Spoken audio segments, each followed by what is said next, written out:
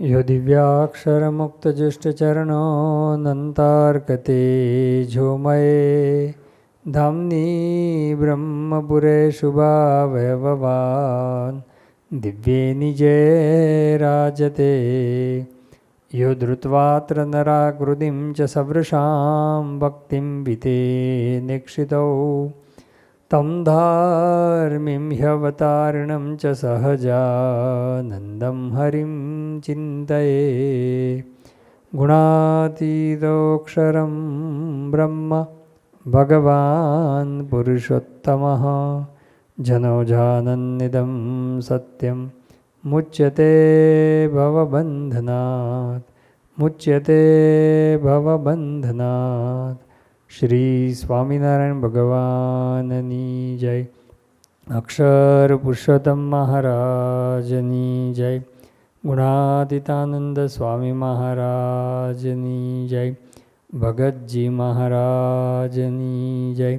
शास्त्रीजी महाराजनी जय। योगीजी महाराजनी जय।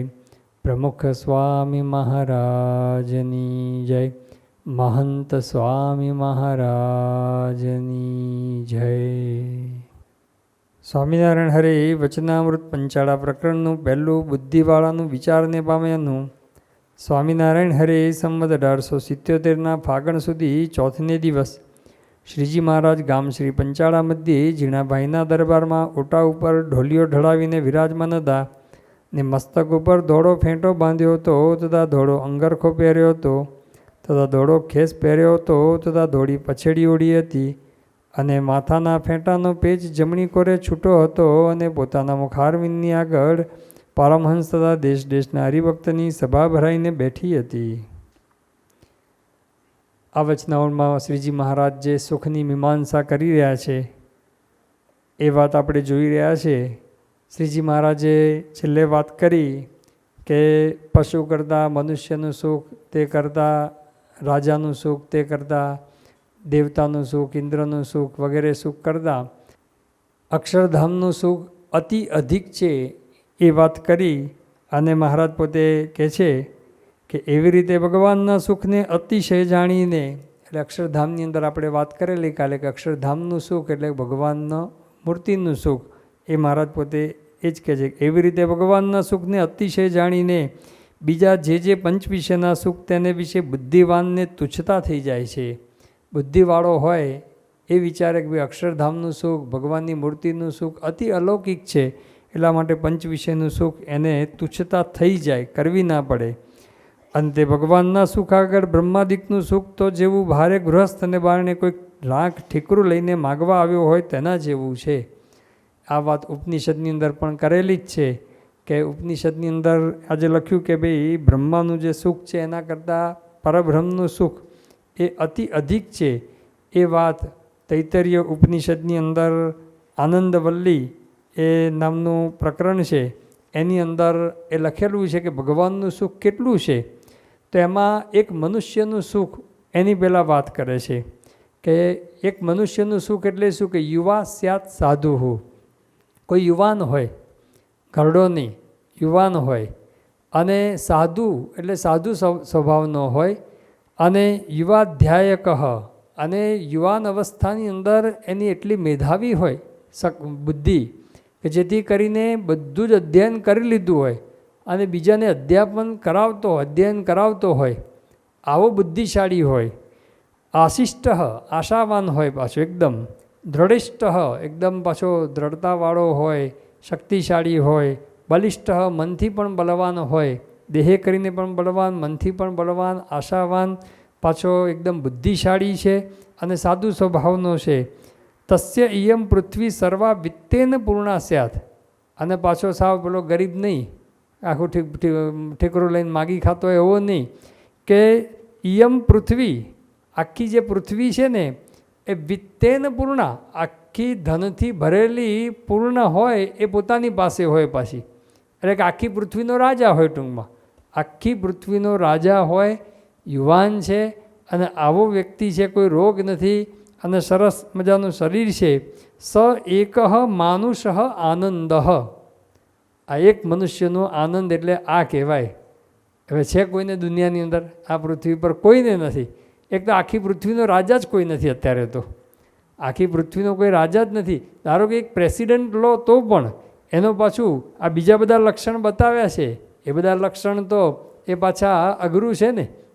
તો આવા લક્ષણે યુક્ત કોઈ યુવાન હોય એ એક મનુષ્યનો આનંદ, એટલે આખી પૃથ્વીનો જે રાજા હોય, શક્તિશાળી હોય, રોગ વગરનો હોય, મન પણ એકદમ દ્રઢ હોય અને એકદમ સરળ સ્વભાવનો હોય, સાધુ સ્વભાવનો હોય, આવો એક મનુષ્યનો આનંદ કહેવાય. હવે કલ્પના હવે કરવાની. પછી લખે છે કે એવા 100 મનુષ્યના આનંદ ભેગા કરો. આવા 100 માણસ ભેગા કરો તે મનુષ્ય ગંધર્વનો, એક મનુષ્ય ગંધર્વનો આનંદ થાય. એવા 100 મનુષ્ય ગંધર્વ ભેગા કરો તો એક દેવ ગંધર્વનો આનંદ થાય. એવા 100 દેવ ગંધર્વ આનંદ ભેગા કરો તો એક પિતૃઓના લોકમાં ગયેલા, પિતૃલોકમાં ગયેલા પિતૃઓનો આનંદ થાય. એવા 100 પિતૃઓનો આનંદ ભેગો કરો એ આજાનજા, એટલે એક દેવ છે, એ દેવનો આનંદ થાય. એવા 100 આજાનજા દેવના આનંદ ભેગો કરો તો એક કર્મદેવનો આનંદ થાય. એવા 100 કર્મદેવનો આનંદ ભેગો કરો તો એક દેવનો આનંદ થાય. એવા 100 દેવના આનંદ ભેગા કરો તો એક ઇન્દ્રનો આનંદ થાય. એવા 100 ઇન્દ્રના આનંદ ભેગા કરો તો દેવોના ગુરુ જે બૃહસ્પતિ, એનો એક આનંદ થાય. એને એવા 100 બૃહસ્પતિના આનંદ ભેગા કરો તો એક પ્રજાપતિનો, એટલે કે બ્રહ્માનો આનંદ થાય. અને એવા 100 પ્રજાપતિના આનંદ ભેગા કરો ત્યારે એક અક્ષર બ્રહ્મનો આનંદ એ થાય.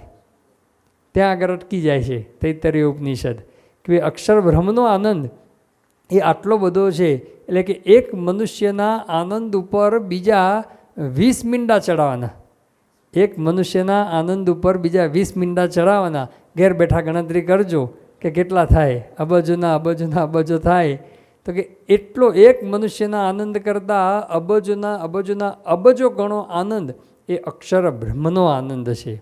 અને અક્ષર બ્રહ્મ કરતાં પરબ્રહ્મનો આનંદ એ અનંત ગણો પર છે કે જેનું તો કંઈ વર્ણન થઈ શકે એમ છે જ નહીં. એટલા માટે આ એ મીમાંસા બતાવી છે. તો અહીંયા પણ શ્રીજી મહારાજ પોતે એ વાત કરે છે કે આ ભગવાનના સુખ આગળ આ બીજા બધા દેવતાઓનું બધું સુખ તો એ કોઈ રાંક ઠીકરો લઈને માગી ખાતો હોય એના જેવું છે. આ તૈત્તરીય ઉપનિષદની અંદરની જ વાત એ અહીંયા શ્રીજી મહારાજે પોતે એ લખેલી છે. અને ભગવાનના ધામના સુખનો જ્યારે વિચાર કરીએ છીએ ત્યારે સર્વે જે બીજા સુખ તેથી ઉદાસ થઈને મનમાં એમ થાય છે જે આ દેહ મૂકીને એ સુખને ક્યારે પામીએ. મહારાજ કે ભગવાનના ધામના સુખનો વિચાર કરીએ. વારે ઘડીએ શ્રીજી મહારાજ આ વચનામાં ભગવાનના ધામનું સુખ, ભગવાનનું સુખ, ભગવાનના ધામનું સુખ, ભગવાનનું સુખ એવા શબ્દો વાપરે છે. પણ ભગવાનના ધામમાં પણ ભગવાનનું સુખ છે. એટલે શ્રીજી મહારાજ કે અક્ષરધામના સુખનો જ્યારે વિચાર કરીએ છીએ ત્યારે એમ મનમાં થાય છે કે ભાઈ આ દેહને મૂકીને સુખને ક્યારે પામીએ. એટલે આપણા મનની અંદર પણ એ વિચાર રાખવાનો. હવે મહારાજ જે વાત કરે છે આપણા માટે વાત કરે છે, એમને તો કંઈ છે નહીં. અને સ્વાભાવિકપણે પંચ વિષયનું ગ્રહણ કરતા હોઈએ તેમાં તો કંઈ ઝાઝો વિચાર થતો નથી. પણ જો તે વિષયમાં કાંઈક સારપ મનાય છે ત્યારે તુરત એ ભગવાનના સુખમાં દૃષ્ટિ પૂગી જાય છે અને મન અતિ ઉદાસી થઈ જાય છે. મહારાજ કહે છે કે સાધારણપણે, કારણ કે વિષયનું ગ્રહણ કરવાનું પંચ વિષય વિના તો કોઈને ચાલતું નથી. આપણે પણ આંખ છે એટલે જોવું પડે, કાન છે સાંભળવું પડે, જીભ છે એટલે ખાવું પડે, શરીર ટકાવવા માટે પણ ખાવું પડશે. એટલે શબ્દ, સ્પર્શ, રૂપ, રસ, ગંધ એ પંચ વિષય, એ પંચ વિષય વિના જીવ પ્રાણી માત્રને કોઈને ચાલતું નથી. એટલે સાધારણપણે શ્રીજી મહારાજ કે પંચ વિષયનું ગ્રહણ કરતા હોય તો તમને કંઈ વાંધો નથી આવતો. પણ એમાંથી કોઈક વિષયની અંદર કંઈ પણ સારપ મનાય કે આ વિષય બહુ સારો છે એવું થાય ને તો તરત જ શ્રીજી મહારાજ કે અમારી દ્રષ્ટિએ ભગવાનના સુખમાં પહોંચી જાય છે અને આ પંચ વિષયમાંથી તરત એ ઉદાસી થઈ જવાય છે. હવે શ્રીજી મહારાજને કંઈ છે નહીં, પણ આપણને સમજાવે છે કે આપણે સાધક તરીકે આપણા જીવનની અંદર આવું બનવાનું. આપણે રોજ ખાતા પીતા આવીશું, બધું કરતા હોઈશું, રોટલી શાક દાળ ભાત ને બધું આપણે ખાઈએ જ છીએ, બધું કરીએ છીએ. પરંતુ એની અંદર કંઈક સારપ મનાય, એમ લાગે કે બહુ સારું છે એવું જો થાય ને, જે દિવસ થાય કે ભાઈ આ આઈસ્ક્રીમ બહુ સારો છે, પીઝા બહુ સારા છે, તો શ્રીજી મહારાજ કે તરત જ પછી આ વિચાર કરવાનો અને વિચાર કરીને પછી ભગવાનના સુખની અંદર દ્રષ્ટિ પહોંચાડી અને આ વિષયમાંથી એ મહારાજ કહે છે એ ઉદાસી એ થઈ જવું, એવી શ્રીજી મહારાજ પોતે વાત સમજાવે છે. કારણ કે આપણે સાધારણપણે ગમે એટલા પંચ વિષય ગ્રહણ કરતા હોઈએ તો પણ બંધન તો થવાનું જ. કારણ કે આપણો બદ્ધ સ્વભાવ છે, કંઈક સારું લાગે એટલે તરત જ એમાં બંધાઈ જાય. એ સારી મેળીની અંદર અને ગમે તે કેવું હોય એની અંદર તુચ્છ પદાર્થમાં પણ બંધન થાય છે. શ્રીજી મહારાજે તો મધ્યના ચોથા વચનામાં કહ્યું કે ફાટેલી લંગોટીની તૂટેલી તુંબડી એની અંદર પણ એ બંધન થઈ જતું હોય છે. પ્રથમના 27મા વચનાની અંદર પણ શ્રીજી મહારાજે પોતે એ છેલ્લે વાત કરી, ગૃહસ્થ ત્યાગી બંને માટે શ્રીજી મહારાજે પોતે વાત કરી છે કે આપણને કેવું બધું એ સારપ મનાતી હોય છે. તો મહારાજ કહે છે કે અને જેની એવી મતિ હોય જે આ સ્ત્રી તો અતિશય રૂપવાન છે ને આ વસ્ત્ર તો અતિશય સારું છે અને આ મેળી તો ઘણી સારી છે. ગૃહસ્થ માટે વાત થઈ કે એને સારી મેળી હોય, સારી સ્ત્રી હોય, સારું વસ્ત્ર હોય, એને અતિશય સારું લાગે અને આ તુંબડી તો અતિશય સારી છે ને આ પાત્ર તો અતિશય સારું છે. અમારા માટે આવ્યું કે આવું જો મહારાજ કે સારપ મનાય તો ત્યાં મહારાજ પ્રથમ 27મા વચનાવળમાં ગૃહસ્થ અને બેકધારી બંનેને તુચ્છ બુદ્ધિવાળા કીધા. અને આ વચનાવળમાં મહારાજ શું કહે છે કે બુદ્ધિવાળો કોણ કહેવાય? કે જેને ભગવાનમાં સુખ મનાય અને આ લોકના પંચ વિષયના સુખમાંથી જેને તુચ્છતા મનાય ને એ બુદ્ધિશાળી કહેવાય. બાકી પહેલાં તો તુચ્છ બુદ્ધિવાળો એટલે કે મૂર્ખ કહેવાય. એટલે બુદ્ધિશાળી તો મહારાજ કહે છે કે ભગવાનના સુખમાં દ્રષ્ટિ પહોંચાડવાની. એટલે આપણે સાધક છીએ એટલે વારે ઘડીએ આપણને પંચ વિષયની અંદર બંધન થવાનું, પણ જેવું બંધન થાય કંઈક સારું મનાય એટલે તરત જ એ આપણે ભગવાનના સુખનો વિચાર કરવાનો. અને જોઈએ કે ભરતજી કેવા મોટા હતા, આખો રાજ્યનો ત્યાગ કર્યો. હવે એને મનાવ્યું તો હશે ને, થોડું તો મનાવ્યું છે કે ભાઈ રાજ્ય કરતાં પણ આ ભગવાન ભજવા જેવા છે, ભગવાનના ભજનમાં ભગવાનની અંદર વધારે સુખ છે એવું મનાવ્યું હશે, એટલા માટે તો રાજ્યનો ત્યાગ કર્યો. તો આવો રાજ્યનો ત્યાગ કરીને નીકળ્યા તો પણ એ મૃગલીની અંદર બંધાયા. તો જ્યારે બંધન શરૂઆત થઈ, ચલો દયાએ કરીને મૃગલીને બચાવી, તો માણસનો ધર્મ છે એટલા માટે એ બચાવી, એ સારું કામ કર્યું. પણ પછી થોડી મોટી થઈ એને મૂકી દેવાની હોય, પણ પછી શું થયું? એમાં સારપ બની ગઈ, એમાં સારું લાગવા માંડ્યું અને એનું જ પછી મનન ચિંતન થવા લાગ્યું. એટલે શ્રીજી મહારાજ કે જ્યારે આવું થાય કોઈ પણ વિષયનું, આ તો ભરતજીનું દ્રષ્ટાંત આપ્યું છે, તો આપણને તો વારે ઘડીએ આવું બંધન થતું હોય છે. તો એ વખતે શ્રીજી મહારાજ કહે છે કે તરત જ ભગવાનના સુખનો વિચાર કરવાનો કે હું જેનું ચિંતન કરું છું, હું જેમાં બંધાઈ રહ્યો છું એના કરતાં ભગવાનનું સુખ અનંત ગણું અધિક છે એ વિચાર કરીને મહારાજ કહે છે કે આ લોકના સુખમાંથી એ ઉદાસ થઈ જવાનું, એની તુચ્છતા કરી દેવાની.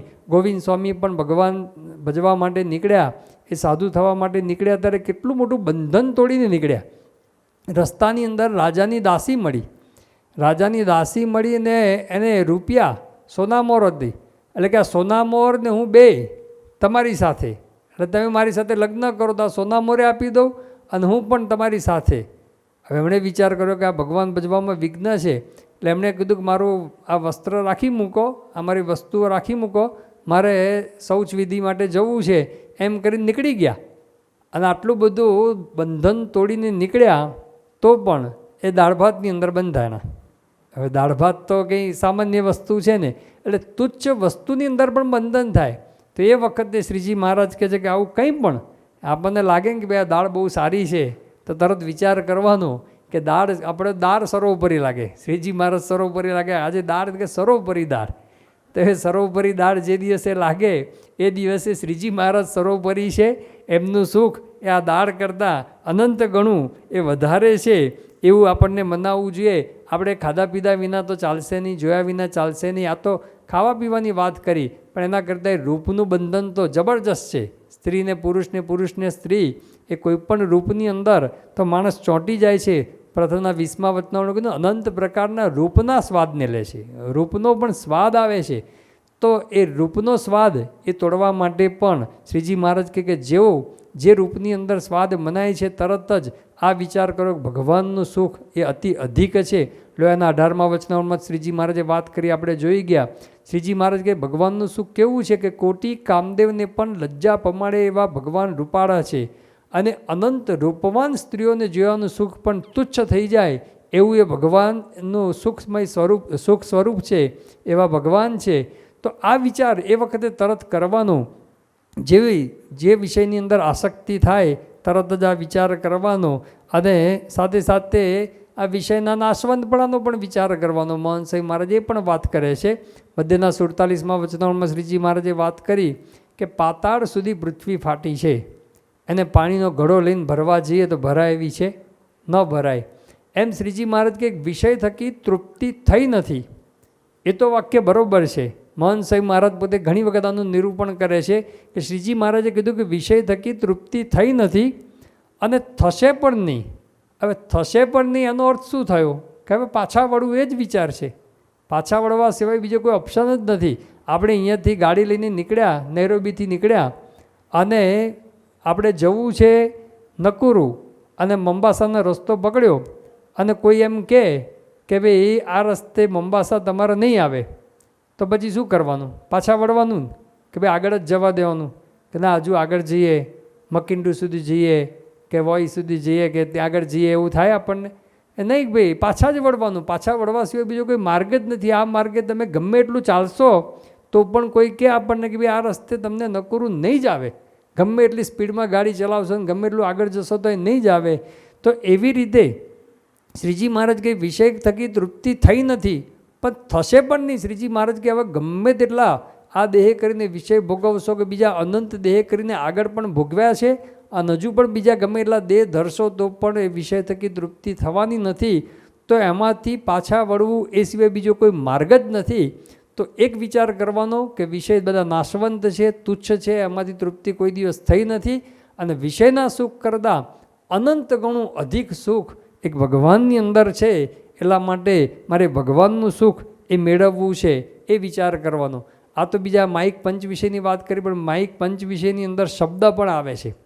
તો શબ્દની અંદર સારા શબ્દો એટલે આપણને માન સન્માન મળે, એમાંથી મન ઉખેડવું એ તો એના કરતાં અઘરું છે, અતિશય અઘરું છે એમાંથી મન ઉખેડવું. તો જે શ્રીજી મહારાજે પોતે એ વાત કરી તેના 41માં વચનાવળમાં, કનક તજો કામિની તજો તજો ધાતુ કો સંગ, તુલસી લઘુ ભોજન કરે જીવે માન કે રંગ. એવી વાત કરી કે માનનો સ્વાદ એ તો કોઈથી મૂકી શકાય એમ છે જ નહીં, પણ એના કરતાં પણ વધુ સ્વાદ, વધુ સુખ ભગવાનની મૂર્તિમાં રહેલું છે. એ વિચાર કરે તો આપણને વાંધો ના આવે. નહીંતર તો શું થાય કે માન જેવું મળવા માંડે તો માન જેમાંથી મળતું હોય ને એવી જ ક્રિયાઓ કરવી ગમે, અને એવી ક્રિયાઓની અંદર જ આપણે પ્રેરાઈએ. કારણ કે માનનું સુખ આવવા લાગ્યું, એ માનનું સુખ આવવા માંડે એટલે પછી એ સંબંધી જ ક્રિયાઓ, એવી જ ક્રિયાઓ કરવી ગમે, અને એવા વ્યક્તિઓની સાથે જ બેસવું ઉઠવું ગમે, જે આપણી પ્રશંસા કરે, આપણી વાહવાહ કરે, એવું આપણને ગમતું હોય છે. તો શ્રીજી મહારાજ કહે છે કે એ પણ એ માનનું સુખ પણ છોડવાનું છે. મહારાજે પોતે એ વાત કરેલી છે કે પ્રથમના 56માં વચનાવળની અંદર શ્રીજી મહારાજ કહે છે કે લગારેક માન આવતું હશે, લગારેક માન આવતું હશે ત્યારે હૃદયમાં રહી જે ભગવાનની મૂર્તિની નજર કરડી જણાતી હશે. એટલે ભગવાનની નજર આપણા ઉપરથી જતી રહે જો માન આવે તો. ભગવાનનું સુખ એટલે જતું રહે, કરડી નજર જણાય એટલે સુખ, ભગવાનનું સુખ ના આવે પછી માનનું સુખ આવે. તો માનનું સુખ મૂકી અને આપણે ભગવાનનું સુખ લેવું છે, તો એની અંદર પણ એ આપણે આ વિચાર કરવાનો. યોગીજી મહારાજે પોતે વાત કરી કે કોઈ મને માન આપે તે ગમે નહીં, માન આપે તો ગમે નહીં, અને હાર પહેરાવે તે ન ગમે, જય બોલાવે તે ન ગમે, મારી જયંતિ ઉજવે તે ન ગમે. આવું નિષ્કપટ ભાવે કહું છું. આ વખતે અબુધાબીમાં જ મોહન સાંઈ મહારાજે સંતો બધાની સભા, જાહેર સભાની અંદર જ આ વાક્યનું નિરૂપણ કરતા હતા યોગીવાણીમાં. મોહન સાંઈ મહારાજ કે આ કોણ બોલી શકે? સત્પુરુષ સિવાય કોણ બોલી શકે? માન આપે તે ન ગમે, હાર પહેરાવે ન ગમે, જય બોલાવે ન ગમે, જયંતિ ઉજવે ન ગમે. આપણો જન્મદિવસ ઉજવે તો ગમે કે નહીં? આપણને આપણને ગમે. આપણી જય બોલાવે, આપણને માન આપે તો ગમે. પણ યોગીજી મહારાજ કહે છે કે હું તો ટોકણી ખમવામાં તૈયાર. હવે આ સત્પુરુષ સિવાય કોઈ બોલી શકે નહીં, મોહન સાંઈ મહારાજે કીધું. પણ પછી વાત કરી કે હવે આપણે અંતરદ્રષ્ટિ કરવાની કે સત્પુરુષથી આપણે કેટલા દૂર છીએ. એ અંતરદ્રષ્ટિ કરીને સત્પુરુષના માર્ગે એ આપણે જવું, એ મોહન સાંઈ મહારાજે પોતે વાત કરી. તે માર્ગે જવા માટે મૂળતો આ ભગવાનના સુખનો વિચાર શ્રીજી મહારાજ કહે છે કે જેવું પંચ વિષયની અંદર કંઈક સારપ મનાય કે આ સારું છે, એવું મનાય એટલે તરત જ આ વિચાર એ ભગવાનના સુખનો વિચાર કરવાનો, જેથી કરીને એમાંથી મન ઉદાસી થઈ જાય. અને આ જે સર્વે વાત છે તે જે બુદ્ધિવાળો હોય તેને જાણ્યામાં આવે છે. વારંવાર આ વચનાવળીમાં શ્રીજી મહારાજ પોતે આ બુદ્ધિવાળાની વાત કરે છે. એટલે ભગવાનના સુખને જે માને છે, સર્વથી અધિક સુખ માને છે ભગવાનનું, એ જ બુદ્ધિવાળો છે. અને આ જે સર્વે વાત છે તે જે બુદ્ધિવાળો હોય તેને જાણ્યામાં આવે છે. માટે બુદ્ધિવાળા ઉપર અમારે હેત છે. એટલે કેવા બુદ્ધિવાળા ઉપર? એટલે આખી લોકની બુદ્ધિ, આખા દુનિયાનું રાજ ચલાવતો હોય એવા બુદ્ધિવાળા ઉપર નહીં, પરંતુ ભગવાનનું સુખ અતિ અધિક છે એવું જે માનતો હોય એવા બુદ્ધિવાળા ઉપર શ્રીજી મહારાજ કે અમારે હેત છે. માટે બુદ્ધિવાળા ઉપર અમારે હેત છે. કેમ? જે અમે બુદ્ધિવાળા છીએ તો એવી રીતે અમારી દૃષ્ટિ પૂગે છે. મહારાજ કે અમે બુદ્ધિવાળા છીએ એટલે અમને બુદ્ધિવાળા ગમે છે. માટે બુદ્ધિવાળો હોય તેની દૃષ્ટિ પણ પૂગે ખરી. અને આવી રીતે અમારો વિચાર તે તમારા સર્વેના વિચાર કરતાં અમને અધિક જણાયો છે. આગળ પ્રશ્નમાં આવ્યું ને મહારાજ કે ઉત્તમ પંચ વિશે ઉતરતા જેવા કે ઉતરતાથી પણ અતિશય ઉતરતા થઈ જાય, એ કયા વિચારેને થઈ જાય એવું પરમહંસો, મોટેરા હરિભક્તોને પૂછ્યું. પછી વચનાવળમાં આવ્યું કે બધાએ પોતાનો વિચાર જણાયો. પછી મહારાજ કે અમે વાત કરીએ છીએ એમ કરીને શ્રીજી મહારાજે કીધું. એમાં આ વિચાર આપીને મહારાજ કે તમે બધાએ જે વિચાર આપ્યા, જે વિચાર આપ્યા હશે એ બધા કરતાં મહારાજ કે અમારો આ વિચાર તે તમારા સર્વેના વિચાર કરતાં અમને અધિક જણાયો. તે સારું, આ અમારા વિચારને અતિ દ્રઢપણે કરીને હૈયામાં સૌ રાખજો. મહારાજ કહે છે કે તે સારું, અમારા આ વિચારને અતિ દ્રઢપણે કરીને. અતિ દ્રઢ એટલા માટે એ શ્રીજી મહારાજ પોતે કહે છે કે સામાન્ય દ્રઢતા હશે તો પછી નહીં ચાલે. સામાન્ય દ્રઢતા તો એ આપણી ડગી જાય, કારણ કે વિષયનું આકર્ષણ એટલું બધું છે ને, એ સામાન્ય દ્રઢતાને ક્યાંય ફેંકી દે. એટલા માટે અતિ દ્રઢ કરવાનો, દ્રઢ નહીં અતિ દ્રઢ કરવાનો. ગુણાતીતાનંદ સ્વામીએ ત્રીજા પ્રકરણની એક વાતની અંદર લખ્યું, સ્વામી કહે કે ગમે તેવો પાણીનો તરવૈયો હોય, આમ ઓલિમ્પિકની અંદર નંબર લાવતો હોય તરવાની અંદર પણ સ્વામી કહે કે પાણીની અંદર જે ભમરી આવે ને એને ડૂબાડી દે. એનું પછી ચાલે નહીં ત્યાં તરવાનું, ને વમળ આવે ને પાણીની અંદર એને ડૂબાડી જ દે. પછી બીજું દ્રષ્ટાંત આપ્યું, એમ ગમે તેવો આટુકદાર હોય, તીરે કરીને લવિંગ વિધે એવો આટુકદાર હોય. હવે લવિંગ તો કેટલું નાનું હોય, એને વિંધવું હોય તો કેટલું અઘરું છે. તો લવિંગ વિધે તીરે કરીને એવો આટુકદાર હોય, પણ વાયુ આવે તો તીરને ફગાવી દે, એ તીરને ફગાવી દે. આ બે દ્રષ્ટાંત આપીને શ્રીજી ગુણાતીતાનંદ સ્વામીએ કીધું, એમ ગમે તેવો સાંખ્યવાળો ને યોગવાળો હોય તેને પણ સ્ત્રીરૂપી ભમરી છે એ બુડાડી દે. અને ગમે તેવો અંતરદ્રષ્ટિવાળો હોય પણ દેશકાળાદિક 8 રૂપી જે પવન છે એને ડગાવી નાખે છે. એટલે આપણે દ્રઢતા સામાન્ય કરી છે ને નહીં ચાલે, અતિશય દ્રઢતા કરવાની વાત કરે છે. એટલા માટે મહારાજ કે અમારા વિચારને અતિ દ્રઢ કરીને રાખવાનું કહે છે. અને તેના 33મા વચનામાં પણ શ્રીજી મહારાજે કીધું, મુક્તાનંદ સ્વામી ગોપાલ સ્વામીની પ્રશંસા કરે છે કે મહારાજ કે આ લોકમાં ગમે તેવો હોય વ્યક્તિ, એ પોતે એને પુત્રની પ્રાપ્તિ થાય, ધન દોલત સ્ત્રી પુત્ર, એની અંદર એ તરત કંઈક ને કંઈક પ્રતીતિ આવી જાય. પણ આ મુક્તાનંદ સ્વામી ને ગોપાલ સ્વામી એમને કોઈ પ્રતીતિ આવે નહીં. આટલી વાત કર્યા પછી શ્રીજી મહારાજ કહે છે કે એવા એ મોટા છે, તેમ છતાં પણ શ્રીજી મહારાજ કહે છે કે એને માનનો બહુ યોગ થાય. પહેલી વાત કરે છે કે માનનો બહુ યોગ થાય. પછી વાત કરે કે રૂપિયાને સોનામોળના ઢગલા થાય. માનનો બહુ યોગ થાય, રૂપિયાને સોનામોળના ઢગલા થાય, અને રૂપવાન એવી સ્ત્રીઓ તેનો યોગ થાય. તો શ્રીજી મહારાજ કહે કે આજ આપણા સત્સંગની અંદર એ ઉતરતા જેવા પણ રહે કે નહીં એ પ્રશ્ન છે. હવે ક્યાં મુક્તાનંદ સ્વામી ગોપાલ સ્વામી કેવા ઉચ્ચ સ્થિતિવાળા, એના માટે પણ શ્રીજી મહારાજ કહે છે કે આવો બધો યોગ થાય તો એની દ્રઢતા એ ડગી જતી હોય છે. એટલે આ તો એક દ્રષ્ટાંત આપ્યું. બાકી એ તો બે મહાન સંતો તો એમને કંઈ થયું હતું પણ નહીં. પણ શ્રીજી મહારાજ એમના વિશે આપણને સમજાવે છે કે આ બધો પદાર્થનો વિષયનો યોગ જ એવો છે. એટલે પહેલાં તો યોગ ના થવા દેવો, અને સાથે સાથે આ દ્રઢતા કરવાની. અતિશય દ્રઢતા કરીએ ને તો જ આમાંથી બચાવવું છે. સામાન્ય દ્રઢતાવાળાને તો ક્યાંય આ બધા વિષય ફેંકી દે, આપણને વિષય સંસારની અંદર ડૂબાડી દે, ખબર ન પડે. એટલા માટે શ્રીજી મહારાજ કહે છે કે અમારા વિચારને અતિ દ્રઢ કરીને પાછું શું લખે છે મહારાજ, હૈયામાં રાખજો. પુસ્તકમાં કે નોટબુકમાં લખીને નહીં, પણ હૈયામાં રાખજો. એટલે હૈયામાં રાખેલું હોય તો વારંવાર ટૂંકમાં વિચાર આવે. વારંવાર એ આ વિચાર કરશો તો જ તમે આમાંથી એ બહાર નીકળી શકશો. બાકી તો પંચ વિષયમાંથી એ બહાર નીકળવું એ અઘરું છે. તે સારું અમારા વિચારને અતિ દ્રઢપણે કરીને હૈયામાં સૌ રાખજો. એટલે પ્રશ્ન મોટેરા સંતોન મોટેરા હરિભક્તોને પૂછેલો, એટલે બીજાને લાગુ પડતો નથી. મહારાજ કે હવે બધાએ આ વિચાર રાખવાનો છે. ખાલી એ તો પ્રશ્ન પૂછેલો મોટેરા સંતો હરિભક્તોને, પણ આપણે બધાએ એ રાખવાનો છે.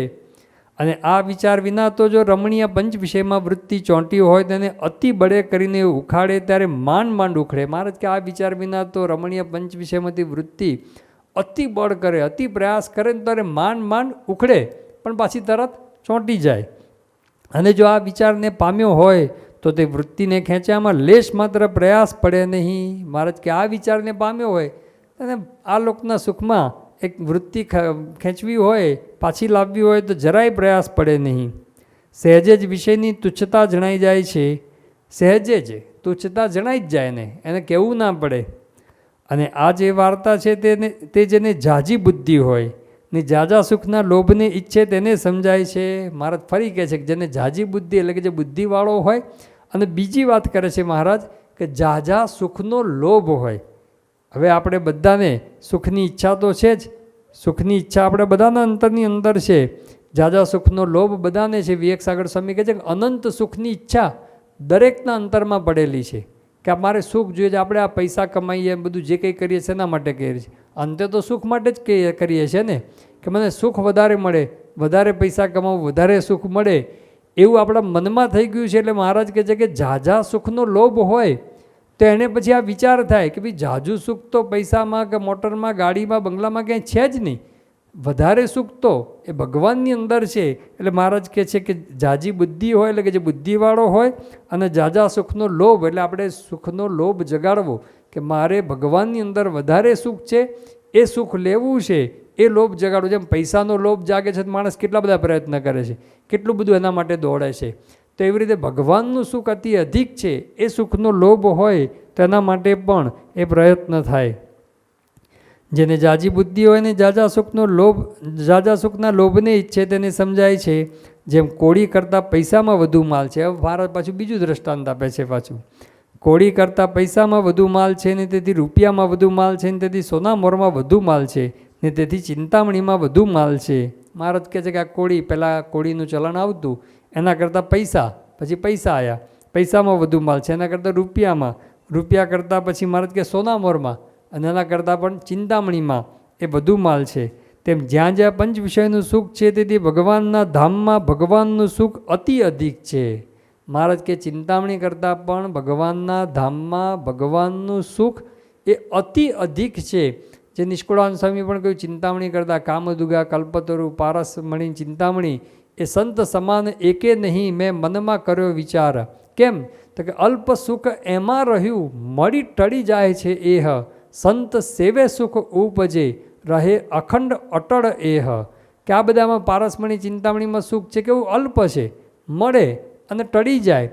પણ આવા સત્પુરુષના સમાગમથી જે સુખ આવે, ભગવાનનું સુખ આવે, એ અખંડ અને અટળ રહે, કોઈ દિવસ ટળે નહીં. એટલા માટે આ ચિંતામણી, પારસમણી અને કલ્પવૃક્ષ એ બધા કરતાં પણ એ સંત છે એ અધિક છે.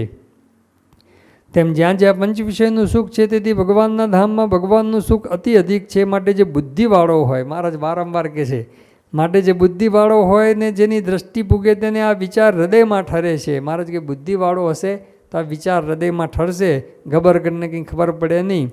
અને આ વિચાર જેના હૃદયમાં દ્રઢ ઠર્યો હોય ને તે વનમાં બેઠો હોય તો પોતાને એમ જાણે છે હું અનંત માણસ તથા રાજ્ય સમૃદ્ધિએ વીંટાણો છું એમ સમજે, પણ દુખ્યો ન માને. અને ઇન્દ્રના લોકમાં હોય તો એમ જાણે છે વનમાં બેઠો છું, પણ તે ઇન્દ્રના લોકના સુખે કરીને સુખ્યો ન માને, તે સુખને તુચ્છ જાણે. તે સારું આ વિચારને રાખીને એમ સર્વે નિશ્ચય રાખજો છે. મહારાજ પોતે હવે કહે છે કે જો આ વિચાર દ્રઢ થયો હોય તો બાહ્ય પરિસ્થિતિ ગમે તે આવે. મહારાજ કહે છે કે વનમાં બેઠો હોય, જંગલમાં બેઠો છે, કોઈ બાહ્ય સુખ સગવડ નથી, બાહ્ય કોઈ વ્યવસ્થા છે જ નહીં, મોટર, ગાડી, બંગલાની તો વાત જ નહીં, ખાવાનું પણ કંઈ નથી, કશું જ નથી, તો પણ એને એમ ના માને કે હું બહુ દુઃખી થઈ ગયો. અને કંઈ મોટું ઇન્દ્રલોકનું રાજ્ય મળી જાય તો પણ એમ ના માને કે હું બહુ સુખી થઈ ગયો. આ સુખ પણ નાશવંત છે. બધું નાશવંત છે, કારણ કે ભગવાનના સુખમાં એને દ્રષ્ટિ પહોંચી ગઈ છે. એટલે બાહ્ય પરિસ્થિતિ એ આવો વિચાર જેને દ્રઢ થયો હોય એને કોઈ વિચલિત કરી શકતી નથી. આપણે તો સહેજ બાહ્ય પરિસ્થિતિ બદલાય, સહેજ બાહ્ય સુખ બદલાય એટલે પછી તરત જ એના આધારે સુખી દુઃખી થઈ જઈએ છીએ. આપણને સહેજ કંઈક ધંધામાં કંઈક ખોટ ગઈ તો આપણે દુઃખી થઈ જઈએ, વધારે પૈસા મળ્યા તો સુખી થઈ જઈએ, અને અથવા તો કંઈક સારી ગાડી મળી તો સુખી થઈએ, અને કંઈક જતું રહ્યું તો દુઃખી થઈ જઈએ. તરત જ સુખ દુઃખ ચાલ્યા જ કરે છે. પણ શ્રીજી મહારાજ કે આ વિચાર ઠર્યો હોય જેના હૃદયની અંદર, તો એ જંગલમાં હોય કે રાજ્યમાં હોય, અને રાજ્યમાંથી પાછું જંગલમાં જવાનું હોય, ગમે ત્યાં હોય, પણ એની પરિસ્થિતિની અંદર કાંઈ જ ફેરફાર થાય નહીં. બસ ભગવાનના સુખે સુખીઓ છે. અને આપણે જોઈએ છીએ પ્રમુખ સાંઈ મહારાજ, મહંત સાંઈ મહારાજના જીવનની અંદર જોઈએ છીએ, આદિવાસીના ઝૂંપડામાં પણ એટલો જ આનંદ એમને, અને ગમે તેવા મહેલની અંદર પણ એટલો જ આનંદ. એમાં મહેલનો આનંદ નહીં, પેલામાં ઝૂંપડાનો આનંદ નહીં, ભગવાનનો જ આનંદ પોતે લે છે. પ્રમુખ સાંઈ મહારાજ પોતે એકવાર અમેરિકા વિચરણ કરીને આવ્યા, અને પછી જાગ્યા એટલે અરવિંદ ગુરુ, આપણે અહીંના નેરોબીના અરવિંદ ગુરુ, એમણે પોતે પ્રમુખ સાંઈ મહારાજને પૂછ્યું કે સ્વામી સ્વપ્નમાં કે અમેરિકા જઈ આવ્યા? એટલે અમેરિકાથી આવ્યા એટલે એમ કે ભાઈ સ્વપ્નમાં અમેરિકા જયા. પ્રમુખ સાંઈ મહારાજ કે ભગવાનના સુખ આગળ, અક્ષરધામના સુખ આગળ આવા અનંત અમેરિકાના સુખ આંટા મારે. એટલે અમેરિકા એટલે આ લોકનું સુખ સમજવાનું. એ તો અમેરિકાના સંદર્ભમાં પ્રશ્ન પૂછ્યો એટલા માટે બોલ્યા, પણ યુકેની વાત કરી હોય કે આફ્રિકાની વાત કરી કે આ લોકના કોઈ પણ સુખની વાત કરી હોય તો ભગવાનના સુખ આગળ આ અનંત અમેરિકાનું સુખ, આ અનંત આ લોકનું જે સુખ છે એ આંટા મારે, તો એ ભગવાનના સુખે સુખી હોય અને આ લોકમાં એ કંઈ હાનિ વૃદ્ધિ થાય એનાથી કંઈ હર્ષ શોક થતો નથી. એ બે માણસ હોય તો એટલો જ આનંદ હોય, અને લાખો માણસની વચ્ચે પણ એને એટલો જ આનંદ હોય. બાકી તો બે માણસ હોય તો પછી એને મૂંઝવણ થાય કે ભાઈ આ મારી કથાની અંદર બે જ જણા, અને પેલા લાખો માણસ હોય તો ભાઈ કેપ ચડી જાય. પણ શ્રીજી મહારાજ કહે છે કે ભગવાનના સુખમાં દ્રષ્ટિ પહોંચી ગઈ હોય એને બાહ્ય કોઈ પરિસ્થિતિ એને વિચલિત કરી શકતી નથી. તે સારું, આ વિચારને રાખીને એમ સર્વે નિશ્ચય રાખજો છે, હવે તો ભગવાનના ધામમાં જ ઠેઠ પૂગવું છે, પણ વચમાં કોઈ ઠેકાણે તુચ્છ જે પંચ વિષય સંબંધી સુખ તેમાં લોભાવું નથી. આ વાત શ્રીજી મહારાજે મધ્યના 22મા વચનાઓમાં પણ કરેલી છે, અને પ્રથમના 21મા વચનાઓમાં પણ કરી છે કે આપણે પણ આ પંચ વિષયમાંથી ક્યાંય બંધાવું નથી, અને અક્ષરરૂપ જે મુક્ત એની પંક્તિમાં ભળવું છે. એટલે કે ભગવાન ધામમાં જ ઠેઠ પૂગવું છે, વચમાં કોઈ ઠેકાણે તુચ્છ જે પંચ વિષય સંબંધી સુખ તેમાં લોભાવું નથી. એવી રીતે સૌ દ્રઢ નિશ્ચય રાખજો, સામાન્ય નિશ્ચય નહીં, દ્રઢ નિશ્ચય રાખજો.